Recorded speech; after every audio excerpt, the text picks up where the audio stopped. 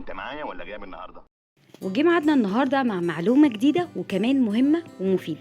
كلنا سمعنا أكيد عن إن التعرض للشمس فترة الصبح مفيد جدا، وإن أشعة الشمس في الوقت ده بيبقى فيها فيتامين د.